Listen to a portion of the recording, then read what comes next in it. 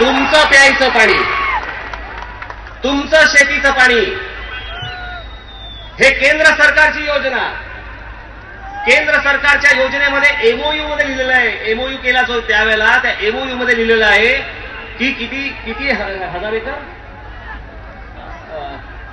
8,000 hectare, 8,000 hectare जमीन अमरावती जिल्ह्यामधली सिंचनाखाली आणण्यासाठी म्हणून हा प्रकल्प आम्ही करत आहोत. त्याच्यासाठी हे आम्ही पैसे देत आहोत.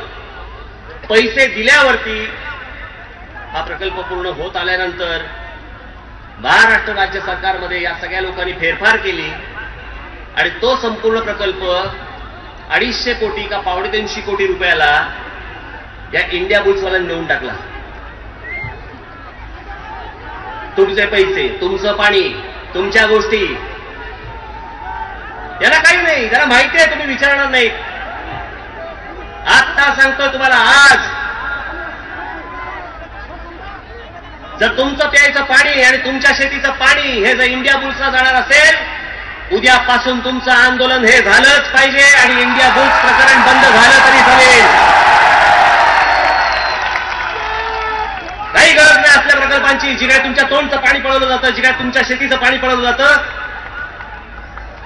काही गरज नाही असल्या प्रकल्पांची. हे असले प्रकल्प घेऊन तुमच्या माथी मारले जात आहेत का? कारण त्यांना माहितीये तुम्ही काही करणार नाही आहात.